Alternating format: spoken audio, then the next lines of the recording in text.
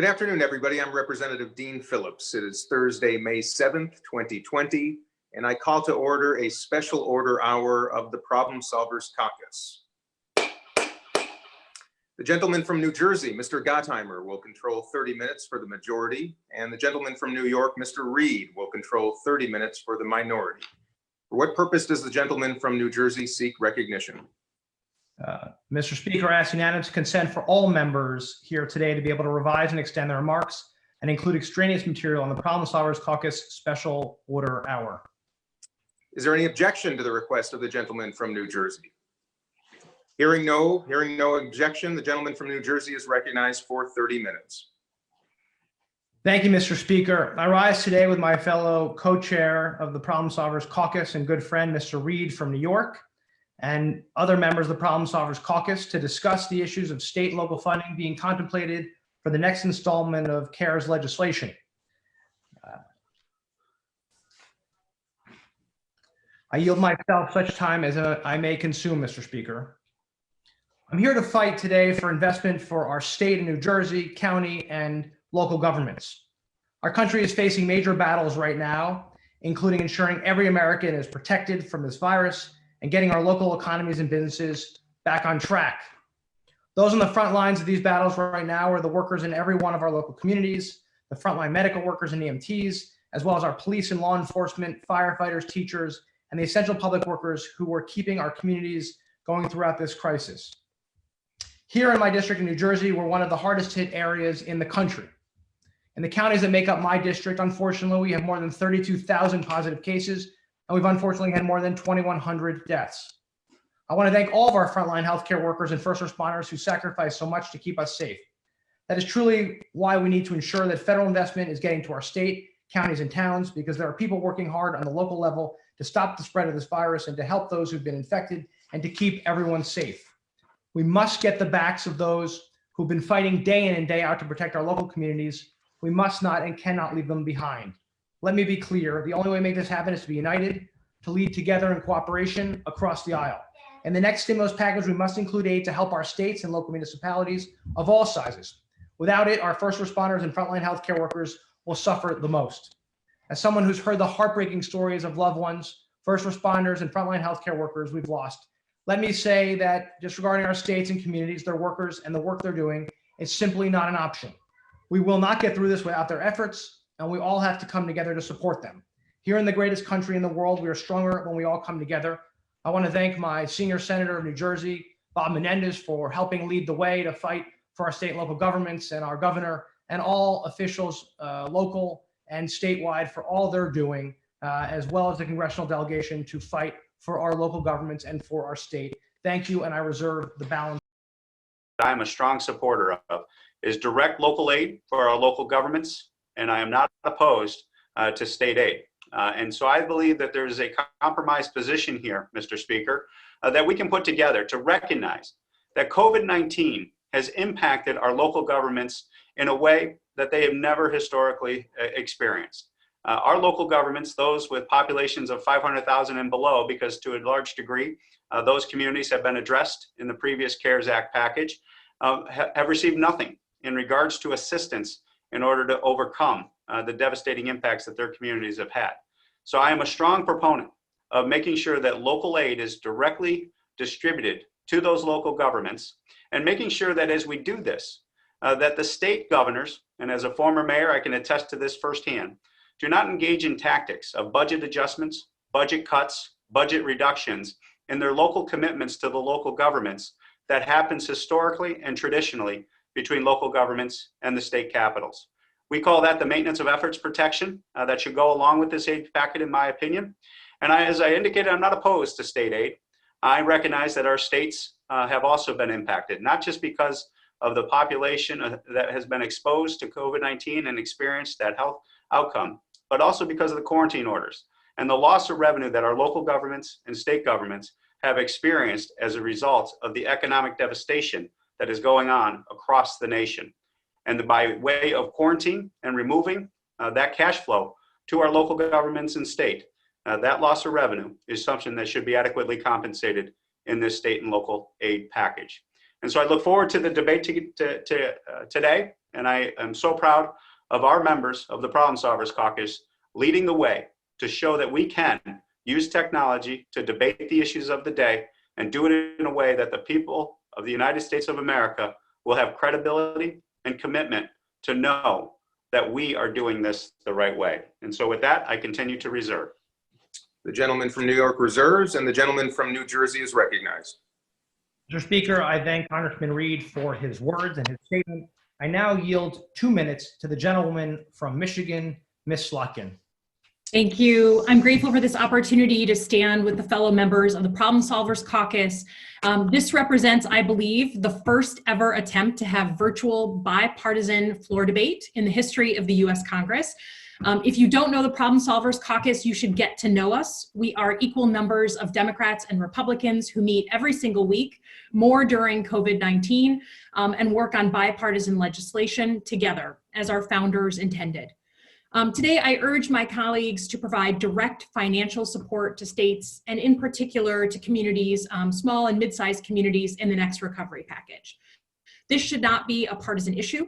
Earlier this week, I joined Rochester Hills Mayor Brian Barnett in writing an op-ed to advocate for this support.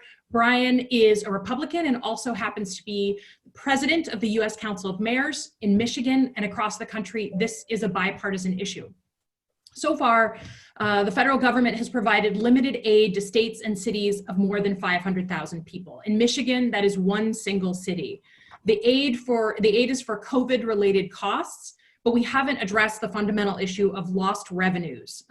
It's going to affect every single American watching today. Because of COVID, citizens aren't paying their taxes, they're not renting soccer fields or picnic shelters. The revenue that we use to pay for our schools and our teachers, our first responders, our firefighters, our frontline personnel comes from those revenues. So the very people that are risking their lives right now are the ones who are at risk of layoffs. Everyone should understand that if we fail to help states and cities cover at least some of these costs and from lost revenue, there will be significant layoffs. There will be closures of public spaces this summer, services and events will be canceled, and more families and more communities will find themselves in dire straits. Supporting small cities and towns is also directly related to economic recovery. If our local governments are paying fewer workers, buying fewer goods from local businesses, investing less in education and infrastructure, we're going to struggle to lift our economy out of the induced coma that it's in right now. We learned this in spades in 2009, especially here in Michigan. But I get it. Some members are concerned that COVID may be used as an excuse to address budget issues that long predate the pandemic. To that, let me be very clear. I do not support federal funds covering old debts to cities and states that they may themselves hold. So let's negotiate. If we take the partisanship out of this issue, we can come up with a formula that simply and elegantly covers the costs of lost revenue, not all the debts that cities are carrying. Thank you, Mr. Speaker, and I yield back. The gentlelady yields. The gentleman from New Jersey is recognized. Does the gentleman reserve? I'll reserve my time. The gentleman from New Jersey reserves. The gentleman from New York, Mr. Reed, is recognized. Thank you, Mr. Speaker. And at this time, I would be proud to yield to the great gentleman from Ohio, Mr. Joyce, 2 minutes. The gentleman from Ohio is recognized for 2 minutes.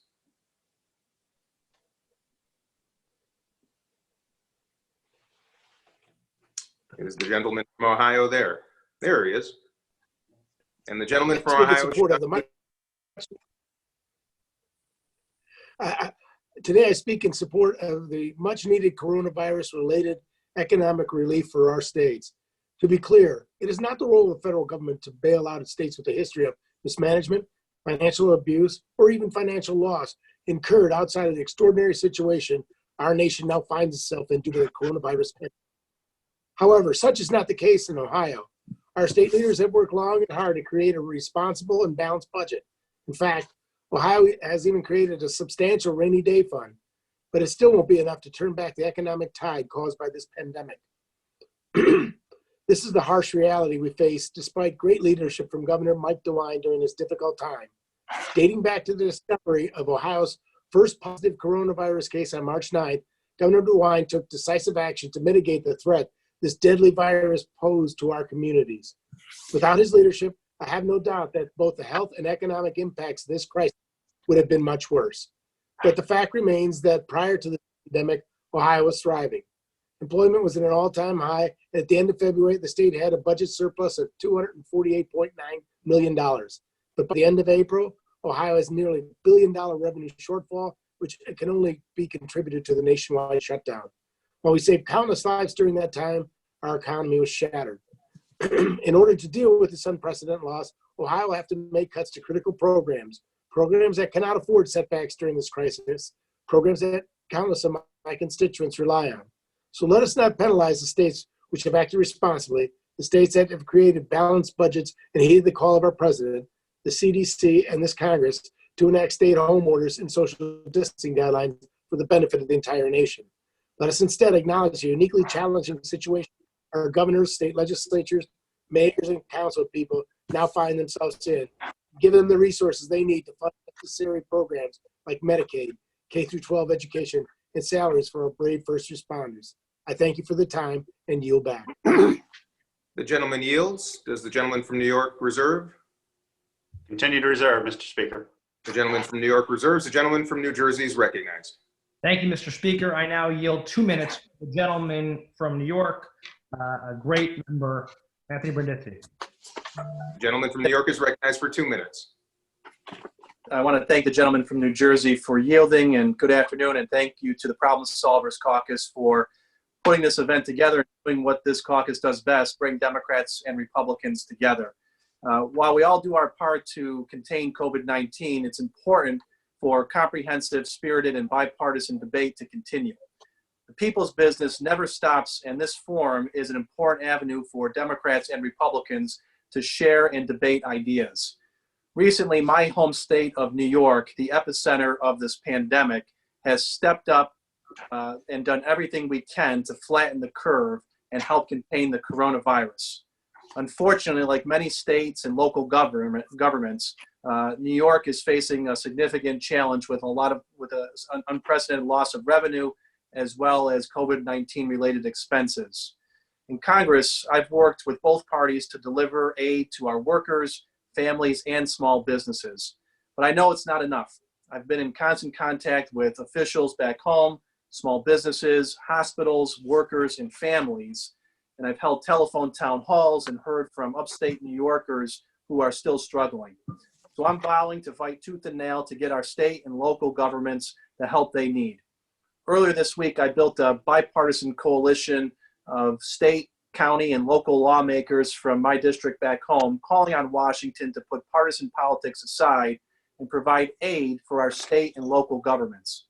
I know I speak for many of my colleagues, both Democrats and Republicans, when I say we cannot hang our local heroes like police officers, firefighters, and teachers out to dry.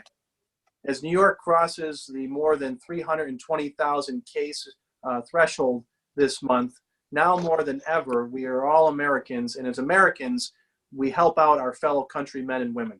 We don't turn our backs on each other in our time of need. I represent a more rural part of the country, and I'm here to say that our small rural communities cannot be left behind in the wake of this pandemic. The urban areas have received the headlines, but we are seeing our rural areas hit hard as well. And many of our communities are struggling, we're already struggling to begin with. So this pandemic cannot be the nail in the coffin. It needs to be an opportunity for strong investment and a resurgence of rural America and the values that come with it, hard work and resilience. I've heard from mayors, county leaders, state legislators, and other local governments that they need help now. Moving forward, I'll work with anyone to help deliver real results for our state and local governments because our heroes and our communities need it. We cannot say public safety is our #1 priority and then turn our backs on our public safety officers. If state and local governments across the hardest areas like New York are left to fend for themselves, our citizens will see drastic cuts to essential services. Thank you, Mr. Speaker, and I yield back. The gentleman yields back. Does the gentleman from New Jersey reserve? I reserve. Thank you, Mr. Speaker. Gentleman reserves. The gentleman from New York is recognized. Well, thank you, Mr. Speaker. Now I'd like to yield 2 minutes to the great member from Pennsylvania, Ryan Fitzpatrick. The gentleman from Pennsylvania is recognized for 2 minutes. Thank you, Mr. Speaker, and I want to start out by thanking Congressman Reed and Congressman Gottheimer. as well as the staff of the Problem Solvers Caucus for their work in putting this together. And it's important that we show all members of Congress that we can get work done and have some semblance of normal order during this crisis. Our neighbors are counting on us now more than ever to continue to get things done. And Southeastern Pennsylvania has been one of the hardest hit areas in the entire nation. My hometown community in Bucks and Montgomery counties and our local county governments and first responders have all been on the ground working to keep our communities safe while putting their own lives at risk. They have gone above and beyond to help everyone, and we need to give them the resources they need to help even more people. And it's important Congress appropriate funding to assist states and localities in the next package. They have been doing incredible work, and the resources that have been given available to them, although helpful, have not been enough. And in many areas we're seeing, thankfully, in some areas we're seeing the curve flatten, but we must not take our eye off the ball now. We cannot allow a resurgence to occur. And I've talked with countless officials across my district.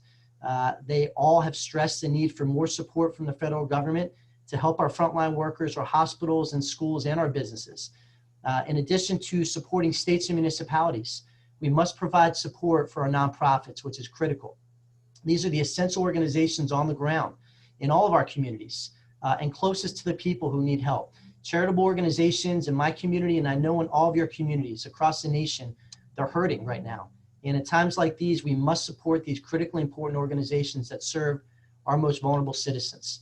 The focus of our effort to save America's small businesses must also include our charitable nonprofits. And following the introduction of our Save Our Organizations That Serve Act, Congressman Seth Moulton and I sent a bipartisan letter to Speaker Pelosi and Leader McCarthy urging support for nonprofits in our next relief package. We can and must establish a distinct reserve dedicated to funding nonprofits, and we must expand the eligibility for nonprofits to participate in the Paycheck Protection Program by modifying the current 500 employee cap.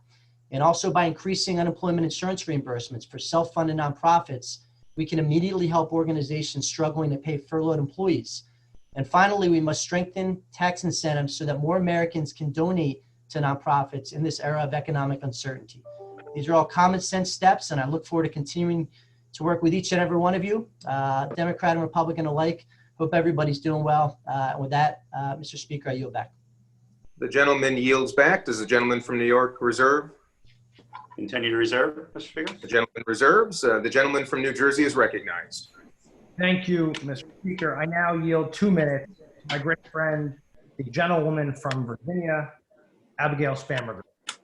The gentlelady from Virginia is recognized for 2 minutes. Thank you, Mr. Speaker, and thank you to my colleague from New Jersey and the rest of the Problem Solvers Caucus. COVID-19 has created tremendous uncertainty for the dedicated men and women who serve our local communities.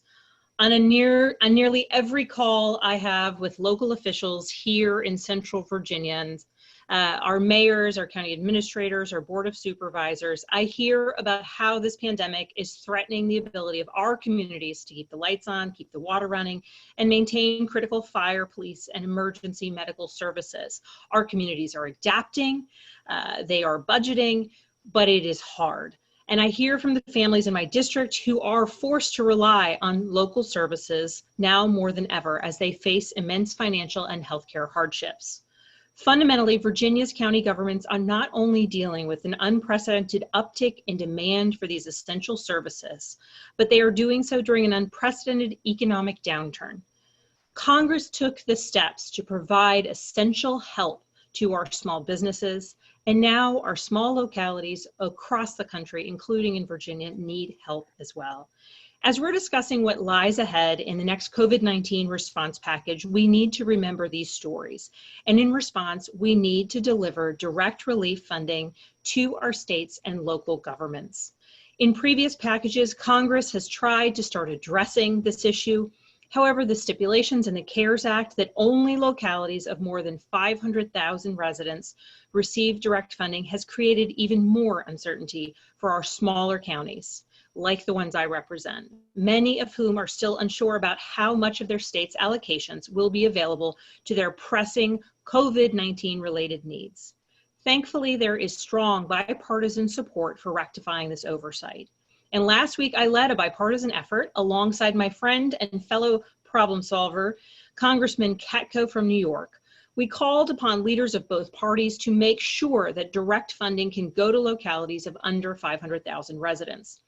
More than 90 of our colleagues, Democrats and Republicans, signed onto our letter and joined our efforts.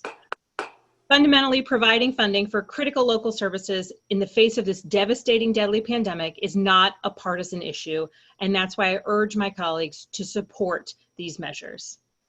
I yield back. The gentlelady yields. Does the gentleman from New Jersey reserve? I reserve. Thank you, Mr. Speaker. The gentleman reserves. The gentleman from New York is recognized. And now I'd like to recognize my neighbor here in New York and a great leader in Congress, John Kecko. And the gentleman from New York is recognized for 2 minutes. Mr. Speaker, I want to echo the sentiments of my colleagues about the value of the Problem Solvers Caucus and the importance of working together on this and other endeavors throughout our time in Congress. The coronavirus pandemic has forced our state and local governments to confront a challenge unlike anything we've seen in our lifetime. Throughout this crisis, I have heard from state and local offices around central New York regarding the significant costs of effectively responding to the pandemic. In my district alone, counties are experiencing revenue shortfalls as high as $90 million. While Congress has passed 4 legislative packages aimed at providing our communities, hospitals, and businesses with necessary relief during these challenging times, more must be done. As we consider further relief from state and local governments, Congress must maintain a strong oversight role and ensure that federal funds are not used to plug pre-existing budget gaps that occurred in places like New York State. We must also ensure additional assistance is accessible to communities of all sizes, especially those that have not received funds provided under the CARES Act, as my colleague from Virginia, Ms. Spangberger, just explained. In Monroe County, for example, just to the left of us, in my left of my district, they received $129 million from the CARES Act because their county was just above 500,000. And they used some of that money to give bonuses to their workers. In Onondaga County, where I am, just below 500,000, we've received zero money so far from the CARES Act, may not receive any, and we had to furlough many individuals. That's a stark contrast. Without expanded federal support, these communities will face significant restrictions on their ability to maintain essential services for Central New York families, as well as support first responders and essential workers during this crisis. With these services in mind, Congress should also strengthen federal investments, improving programs like the Community Development Block Grants, community-oriented policing services, and assistance to firefighter grants. Finally, we should provide substantive unfunded mandate relief to state and local governments. And with that, I yield back. The gentleman yields back. Does the gentleman from New York reserve? I do. Yes, I do. Fine. The other gentleman from New York. Yes. Really do. The gentleman from New Jersey is recognized. Thank you, Mr. Speaker. I now yield 2 minutes to my very good friend and a great leader from Florida, Karen. I'm sorry, to whom did you yield? I'm sorry. It looks like I'm next up. I'm going to instead yield to my dear friend from right near Las Vegas, Susie Lee. The gentlelady from Nevada is recognized for 2 minutes. Thank you. I want to thank both the co-chairs of the Problem Solvers Caucus for calling us together for this important debate, demonstrating that we can and must continue debate, even though our space divides us in terms of geographical location. There's no doubt that all cities and towns, regardless of their size, are struggling with the weight of the coronavirus pandemic. With tax revenue drying up, local governments are struggling to pay for essential services, including police forces, firefighters, and other life-saving services that are now more important than ever. Although the CARES Act provided significant relief for many state and local governments with fewer than 500,000 residents were excluded from this relief. This includes small cities in my district, like Henderson and Boulder City. As the Henderson Mayor Deborah March said, quote, "We must be considered at the forefront for direct stabilization funds to help us continue to care for our community at a time when it is needed most and to ensure a full economic recovery once this crisis has passed." unquote. With Nevada's economy being one of the worst hit in the nation, this is a matter of survival for our community. Relief for local government is vital to cover Nevada's loss of revenue, especially in our state with a projected $1 to $2 billion revenue shortfall out of a $4.4 billion budget. It is clear that our rainy day fund doesn't even come close to filling the gap. Without federal aid, funds for schools, Medicaid, and mental health programs will be cut. Children will fall further behind, and our most vulnerable will suffer. That is one of the primary reasons I introduced the Coronavirus Medicaid Response Act to increase critical federal aid for Medicaid programs as state unemployment rates worsen amid the pandemic. My bill would create automatic triggers for the federal Medicaid assistance percentage or the share of Medicaid costs borne by the federal government based on each state's unemployment condition. This is an example of the automatic stabilizer approach to local and state funding that our communities need to help tackle their budget shortfalls during this crippling public health and economic crisis. I urge my colleagues to join me in calling for substantial relief for our smaller communities in the upcoming CARES 2.0 package. Thank you, and I yield back. The gentle lady yields back. Does the gentleman from New Jersey reserve? I reserve, Mr. Speaker. The gentleman reserves. The gentleman from New York is recognized. At this point in time, I'd love to yield 2 minutes to the gentlelady from Washington, Jamie Herrera Butler. The gentlelady from Washington is recognized for 2 minutes. Thank you, Mr. Speaker, and I am grateful to the Problem Solvers Caucus, to our leadership, for putting together this virtual Congress. I know all of us are really eager to be doing our jobs as legislators. And yes, we've been doing them from home, but we're anxious to get back to be able to do debate the policy and the ideas that help us forge the best solutions possible in this time of crisis. Last month, through the CARES Act, we acted to provide aid to small businesses and their employees who were impacted. And we didn't do it because these businesses were mismanaged. We did it because those businesses, for the most part, were operating perfectly well, record low unemployment. But they were shut down by the government through absolutely no fault of their own. A government, in effect, took something from them, their ability to earn revenue. And it did it in the name of public good, but that's the reality. And the ability was taken so that we could save lives, but those business owners and employees don't deserve to be left. I was talking to the Vancouver mayor here. They've taken a revenue hit of at least 41%, and those are numbers were about a week and a half old. They didn't cause this pandemic, but their ability to earn revenue to provide police and fire and clean water and so many other vital services were dramatically affected by our state's shutdown.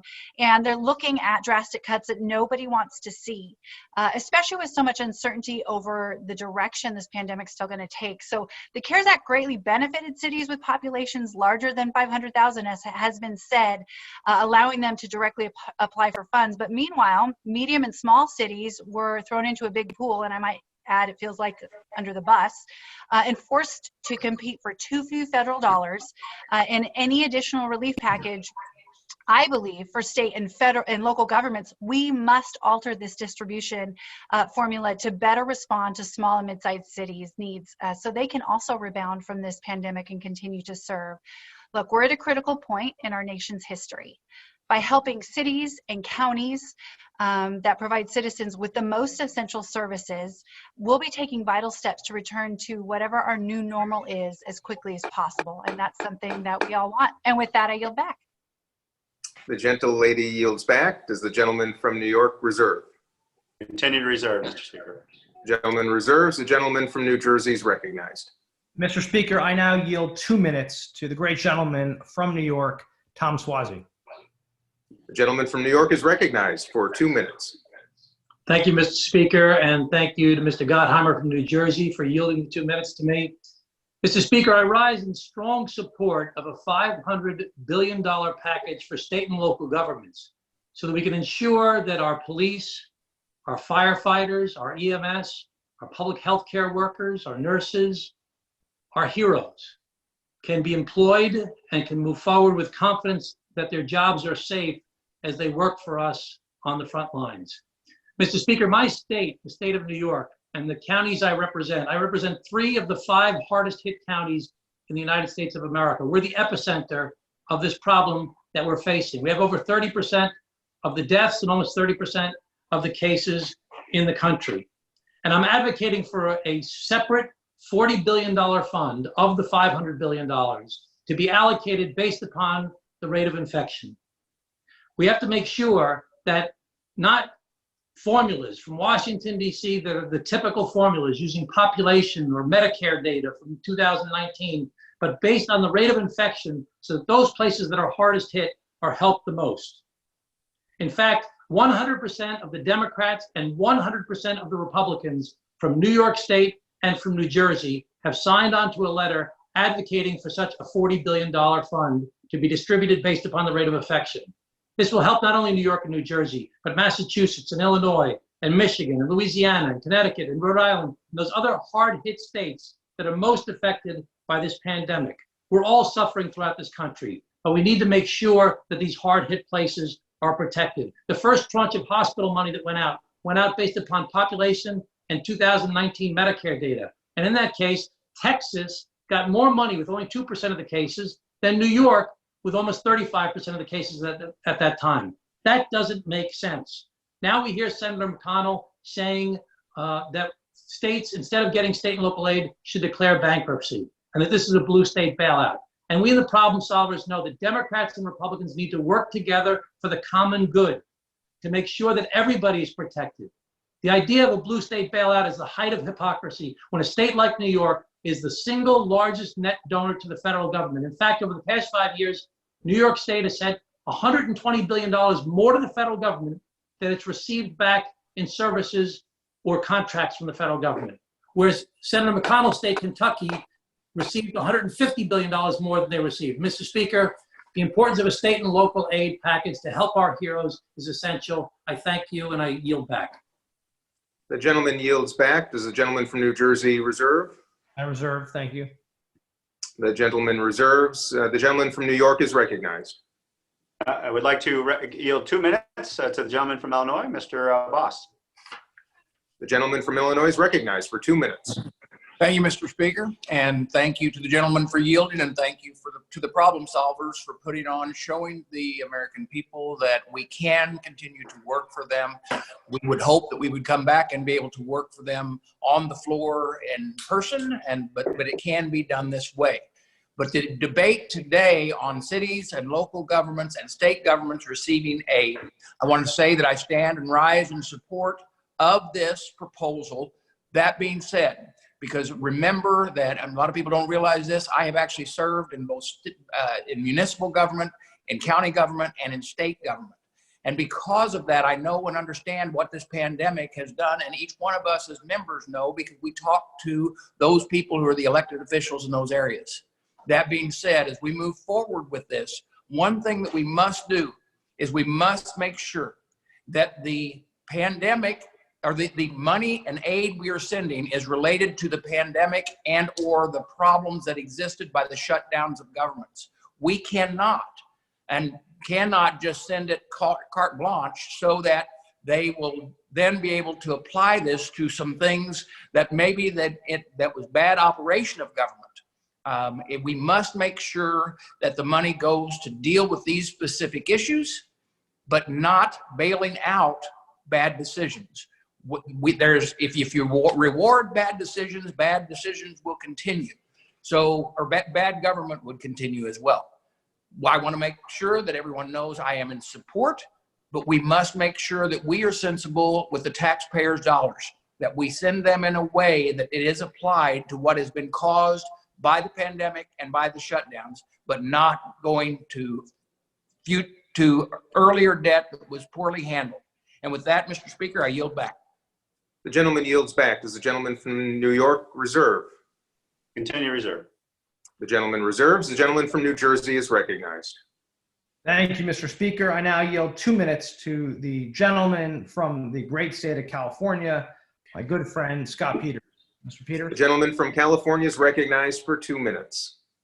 Thank you, Mr. Speaker, and thanks to the leadership of our caucus for putting this effort together.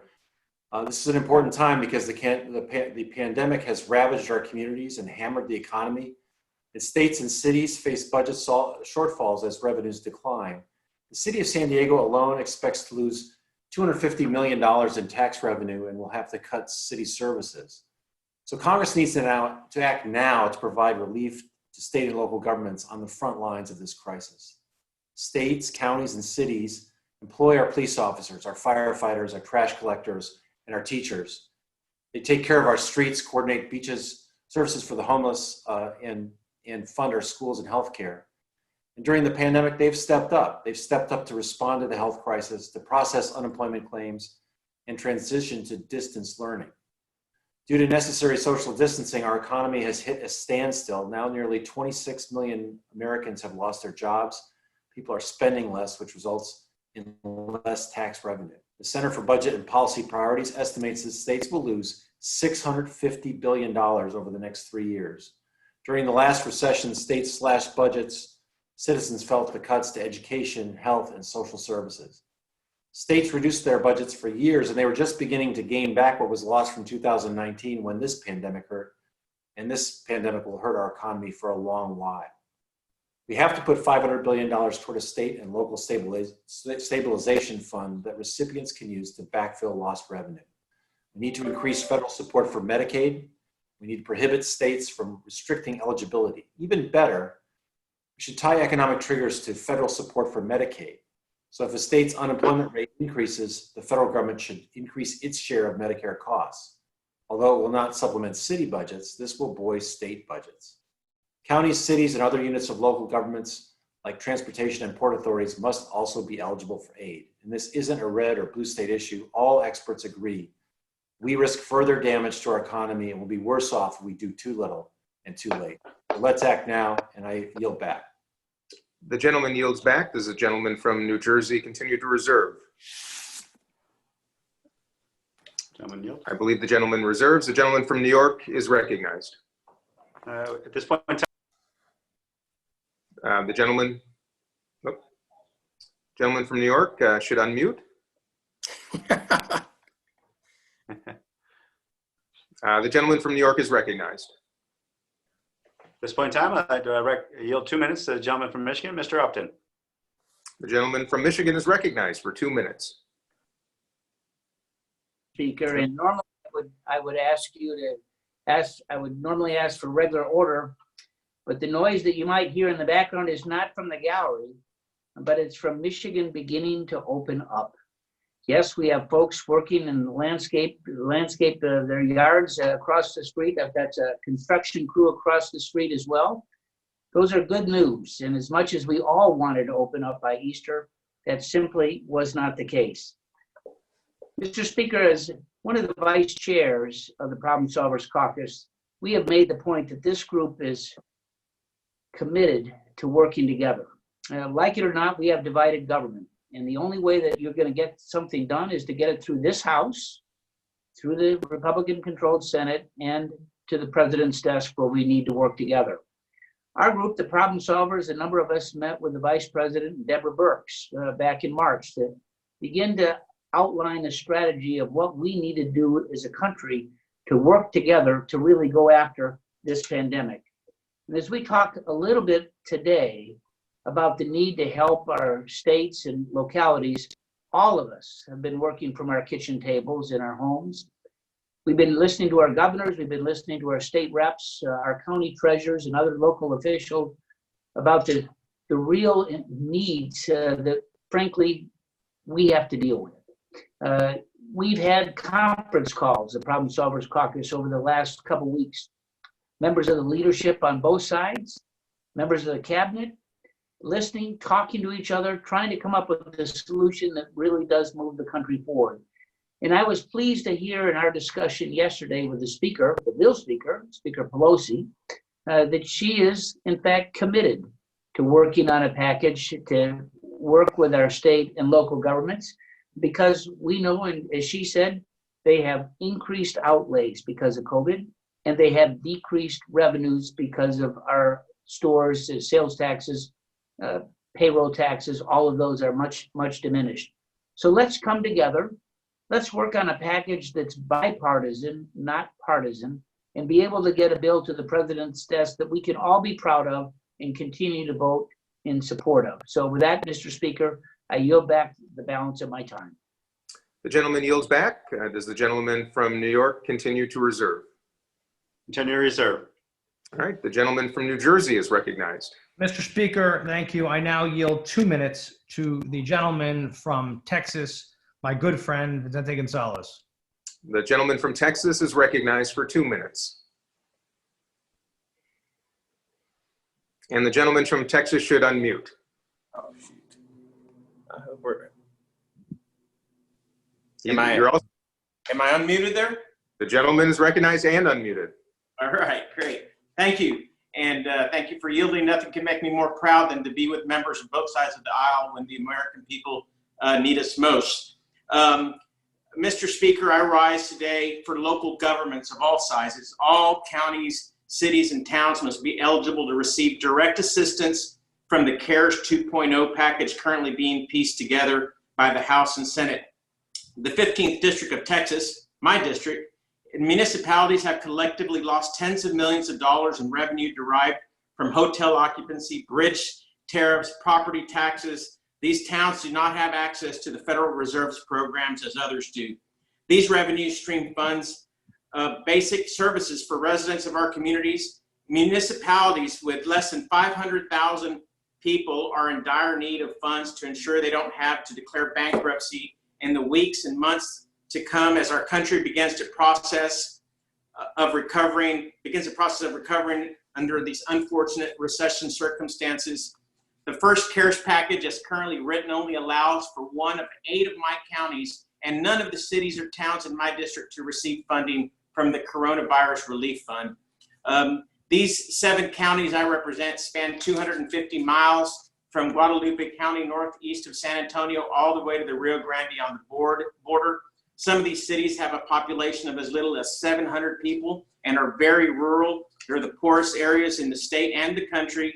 And as one of my colleagues was saying, a lot of the money went to Texas. Well, it didn't go to this poor rural blue county in South Texas that really needs the help.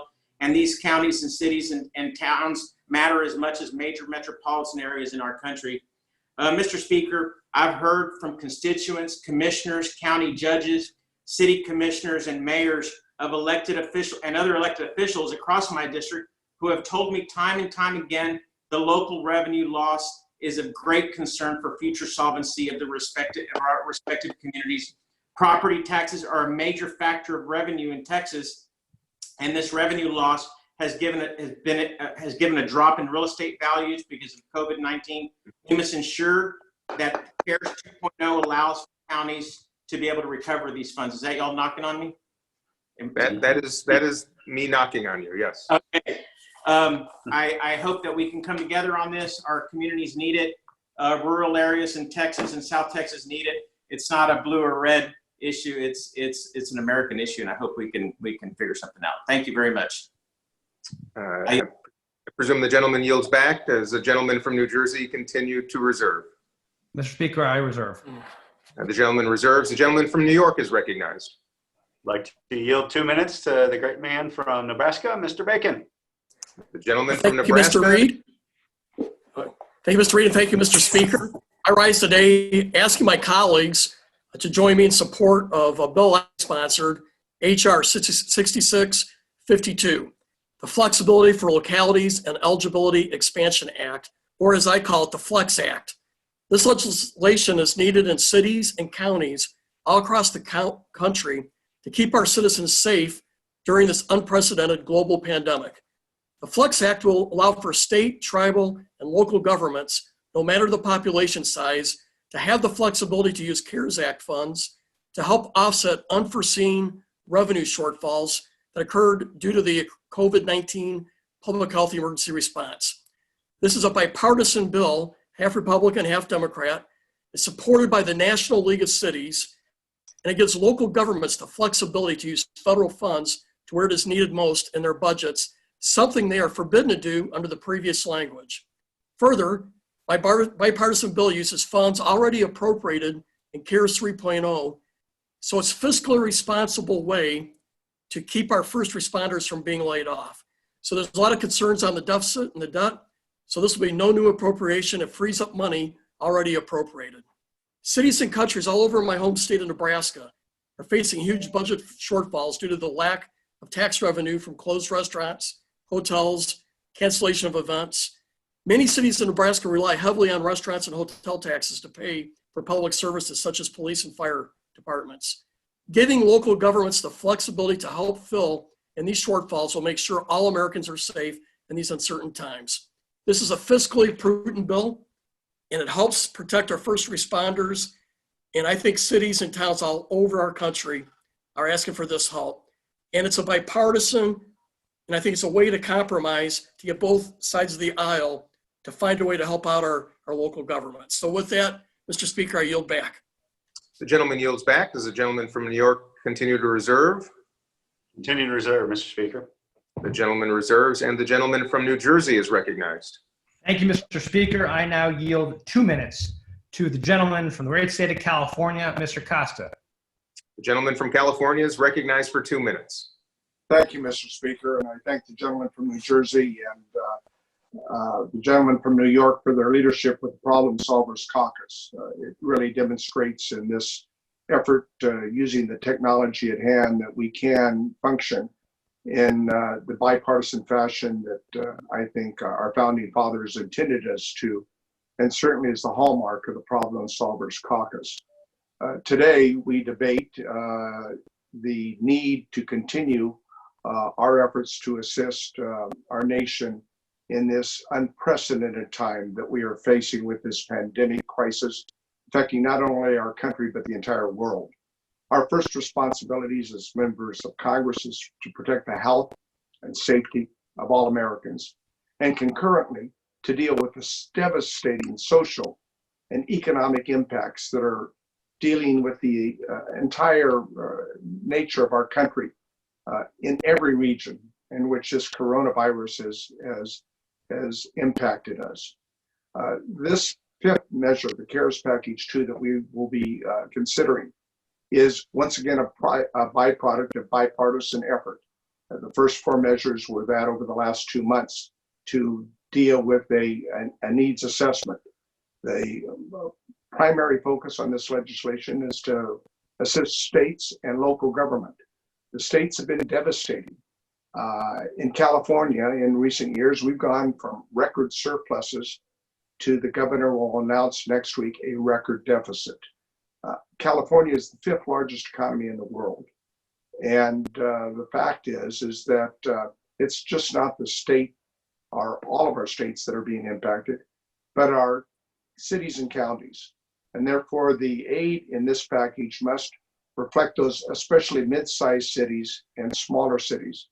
And the assistance ought to be on a per capita basis, because as a result of this pandemic, without a vaccine, our requirement to healthcare has dramatically impacted the revenues and resulted in record unemployment levels that we've not seen the likes of in decades, now exceeding 20%. We are in a recession, make no mistake about it. It will continue for the rest of this year into the following year. Therefore, it's incumbent, with interest rates at an all-time low, that the federal government use its ability to assist states and local governments. Let me add one other thing. Our food chain has been turned upside down. And in this package, we must provide assistance to ensure that food, which is a national security item, is protected, and that we are able not only to feed those who have been laid off and who are out of work, but to ensure that we protect that American farmers and ranchers and dairymen can provide that food to our people. The gentleman's time has expired. I yield back the balance of my time. Gentleman yields back. The gentleman from New Jersey, I believe, allocated an additional minute to the gentleman from California. Do you continue to reserve? I reserve. Thank you, Mr. And the gentleman from New York is recognized. At this point in time, I'd like to recognize the gentleman from Minnesota, Mr. Stauber. The gentleman from Thank you, Minnesota is recognized. Thank you, Mr. Chair. As we look at a future coronavirus relief package, we must ensure that the package is written with integrity and intellectual honesty. Too often, aid packages like this one turn into pork projects that do little to address the real problems greater America and specifically rural America is experiencing.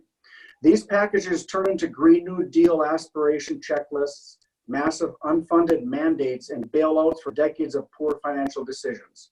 I ask that as we consider this legislation, we truly focus on fixing issues that are impacting everyday Americans who just want to go back to work.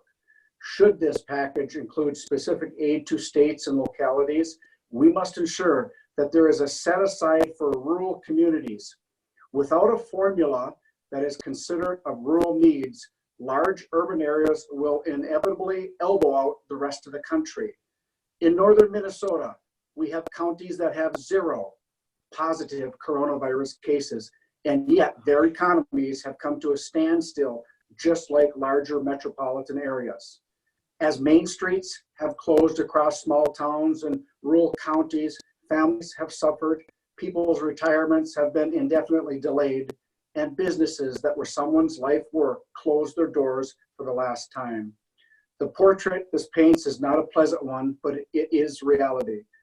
After decades of government overregulation and job-killing mandates, many of these communities are used to being the punching bag. This has made my neighbors and constituents a resilient people who will bounce back from this. With that being said, rural America matters, and it's up to us to prove it in this next package. Mr. Chair, thank you, and I yield back. The gentleman yields back. Does the gentleman from New York continue to reserve? Continue to reserve. The gentleman reserves. The gentleman from New Jersey is recognized. Thank you, Mr. Speaker. I now yield 2 minutes to the gentleman from Illinois, my good friend, Mr. Schneider. The gentleman from Illinois is recognized for 2 minutes. Thank you, Mr. Speaker. I appreciate this opportunity to speak with my colleagues and commend the Problem Solvers Caucus for taking this initiative. This is an important demonstration that Congress, like so many across the country, can successfully adapt to the new realities of the pandemic and complete our work virtually while following social distancing guidelines for safety. It is so critical that we find a path forward to allow Congress to effectively operate and do the people's work during this pandemic. An immediate issue before Congress is the critical need for additional support to states and localities. These local governments are on the front lines of the crisis and facing unforeseen and unprecedented pressures. I appreciate many of the proposals my colleagues have put forward and hope we can soon put together a bipartisan package. One element that should be included is the Supporting States and Local Leaders Act, a bipartisan bill I introduced to make states and local governments eligible for the same emergency pay to access the second coronavirus package passed by Congress. It's a matter of simple fairness. Public employers who face the same requirement to offer paid leave should be compensated in the same way as private employers. Importantly, this legislation has broad bipartisan support with more than 100 co-sponsors. It also has strong support of many local leaders, including the National Association of Counties, National League of Cities, and U.S. Conference of Mayors, among many others. The Congressional Budget Office has estimated that the cost to state and local governments of complying with the new congressionally mandated emergency paid leave requirements is $20 billion. Allowing these public employers to access this tax credit would help alleviate the burden. As we seek to provide additional assistance to state and local governments, this is low-hanging fruit. I urge my colleagues to join me and to support the State and Local Leaders Act. With that, I yield back. The gentleman yields back. Does the gentleman from New York reserve? Continue to reserve. The gentleman reserves. The gentleman from New Jersey is recognized. Thank you, Mr. Speaker. I now yield 2 minutes to the gentleman from Oklahoma, Ms. Horn. Thank you, Mr. Gottheimer. It's an honor to be here with my problem solvers colleagues on both sides of the aisle today. I rise in support of stimulus funding for our local governments who are in dire need during this COVID-19 crisis. Our local governments are essential to the pandemic response effort and to the more than 200 million Americans who live in our nation's rural counties, suburbs, and small cities. This debate today is about providing local governments with the economic help they need to navigate a national disaster, public and health and economic crisis. In Oklahoma, our towns and cities are especially hard hit because the municipalities rely solely on sales tax for revenue. While these local governments face a drastic drop in incoming revenue, they also have to provide the increased services related to this COVID-19 crisis. These towns in my community and across the state of Oklahoma have a history of budgeting responsibly, but operate on razor-thin margins. The unforeseen impact of this crisis has left them without a way to make ends meet. And unless we act, the end result will be massive budget shortfalls, harmful cuts to services, and historic layoffs. Already, many local governments are facing the reality that they will have to lay off or furlough workers in the absence of federal support. This is not a partisan issue, as we've discussed. I have spoken with mayors and elected officials from across the political spectrum and across the state. And just this week, in a conversation with a mayor from Jones, Oklahoma, Ray Poland, which is a city in my district of 3,000 people, they have had to let go of 1/5 of their police force, which in a town of 3,000 is one person, and have had to push off the dream of being able to add a full-time fire department to that list because they have seen a drop of 39% in their revenue in the month of March alone. A recent national report projects that municipalities will likely have to lay off between 300,000 and 1 million public sector workers nationwide because of this crisis. To put this into clearer context, these men and women are not just numbers. They are our firefighters, our police officers, our sanitation workers, our health and safety officials. They are the frontline workers keeping our communities safe. We cannot put their livelihoods on the chopping block. Instead, we must make sure they have the tools and resources they need to do their jobs and serve our communities. Thank you, and I yield back. The gentle lady yields is a gentleman from New Jersey, reserve.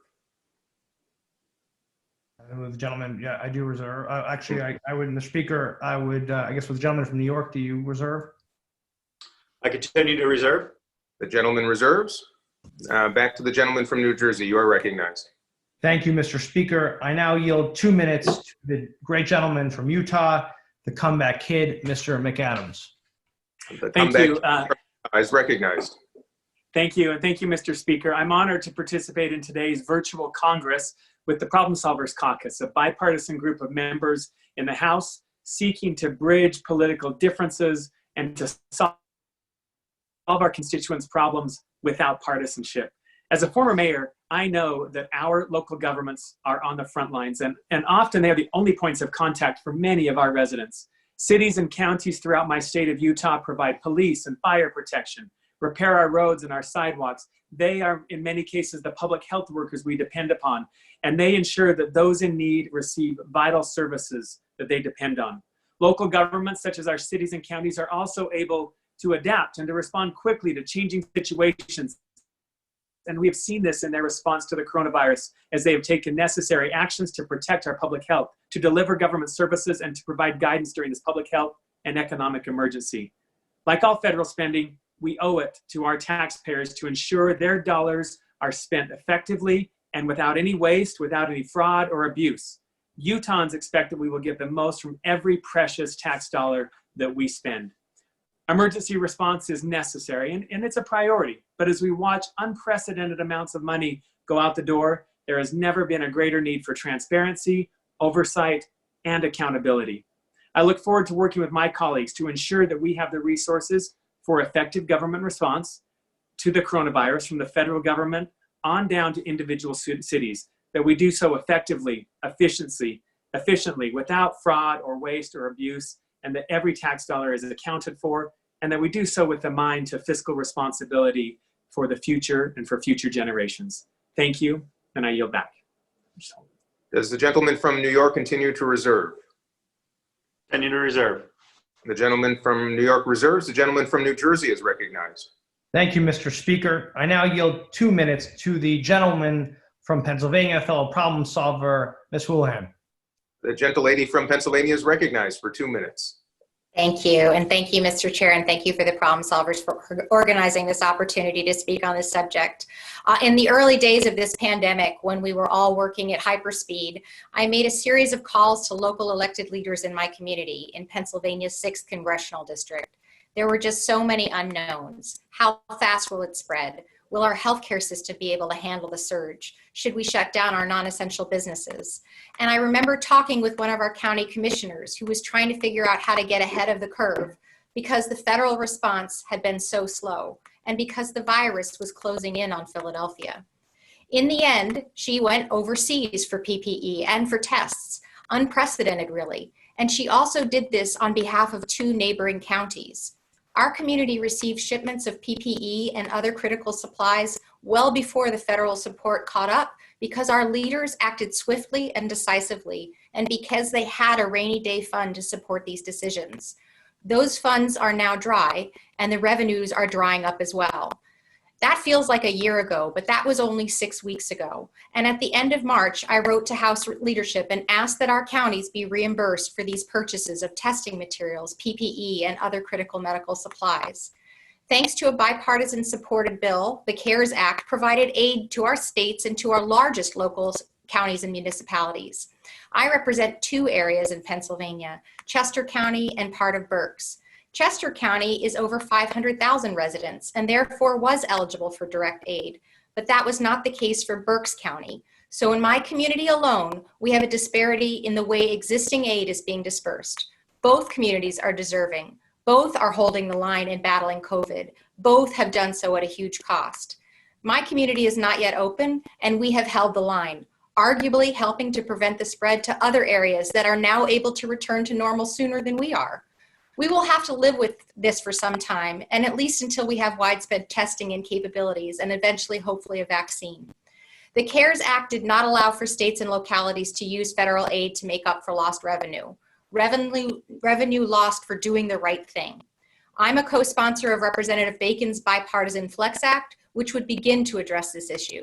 Some of my colleagues have questioned whether this just empowers a bailout for those who have mismanaged their budgets. But you can see from my community's example that that is not the case. Christian Leimbach, the Republican chair of the Berks County Board of Commissioners, said to me, "We call on Congress and the administration to work together to pass additional aid for county governments now."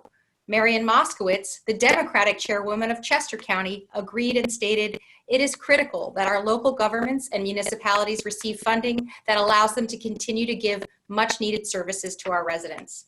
I couldn't have said that better myself. We need to listen to our local elected leaders and act boldly, decisively, and ensure that they can weather this crisis. This is no bailout. This is not partisan. This is a mission, and it's critical that we combat our common enemy, COVID-19. I yield back. Thank you. The gentlelady yields. As the gentleman from New Jersey reserve? Reserve. The gentleman from New York is recognized. I continue to reserve, Mr. Speaker. The gentleman reserves. The gentleman from New Jersey is recognized. Thank you, Mr. Speaker. Before I yield back to the gentleman from New York, let me just conclude by thanking him and thanking all of the members of the Problem Solvers Caucus who came together today to focus on this essential issue, which is helping our state and our states and our local governments in a time of crisis. Here in New Jersey, where we are facing a crisis like we've never seen before, on the healthcare crisis like we've never seen, with so many people in my district sick and so many people, so many lives lost. It has had such a deep impact on businesses and individuals, on families, and thanks to our frontline healthcare workers and our first responders, and so many in the community have come together, putting country first as the Problem Solvers Caucus does, ahead of party, and coming together to get things done. I want to thank the Senate leadership in my state, Senator Menendez, and our excellent congressional delegation and local leaders for what they're doing. We've got to help our local governments who really need the assistance now more than ever. Our cops, our firefighters, our teachers, our businesses, so many, our hospitals, our long-term care facilities, so many depend on ensuring that we're able to come through this together. And so I just want to thank the excellent leadership of my colleagues across the aisle. I want to thank Mr. Reed for his friendship, for what he has done consistently to work together, to solve problems together. And I am very grateful, and that we're using this technology. And we've said all along, it doesn't matter what the technology is we use. What matters most is that we're able to debate and we have oversight and transparency in this very important time, that everyone's adapting in this country in this crisis, and from our schools to our small businesses to businesses of all sizes to our local governments, and we must too. So thank you. With that, I yield back to the gentleman from New York, and thank you, sir, Mr. Speaker, for your leadership as well. The gentleman from New Jersey yields. The gentleman from New York is recognized. Well, thank you, Mr. Speaker, and I echo the comments of my colleague from New Jersey, Mr. Gottheimer. I also echo thanks for his friendship, his leadership, and his working together to show the country that we can solve America's problems. And how we do that is by overcoming obstacles such as COVID-19, by standing together. And tonight you heard a debate on the issue of state and local aid. I am firmly committed to local aid. I saw a lot of commonality in the arguments and presentations today that we need to make sure our local governments are taken care of as a result of the economic impact that is caused by the shutdown orders and the quarantine orders from across the country. I also heard a commonality that we have to make sure that whatever relief is provided, it goes to COVID-19 related loss, not anything that was pre-existing to this terrible situation. And so as we stand here together, and I also heard the protections that needed to be put together in order to make sure that when the aid goes to the local governments, that aid is delivered to the local governments without any type of interference or impact by state governor action. And so as we go forward, I'm looking forward to this being part of the next CARES Act legislation. And to everyone who is tuning in, obviously we are going through a learning curve ourselves with the new normal that COVID-19 and post-COVID-19 situation is causing us all to go through. Today, we've made a good faith effort to show that we could debate these issues. We could use technology to allow us to be transparent and stand before the American people.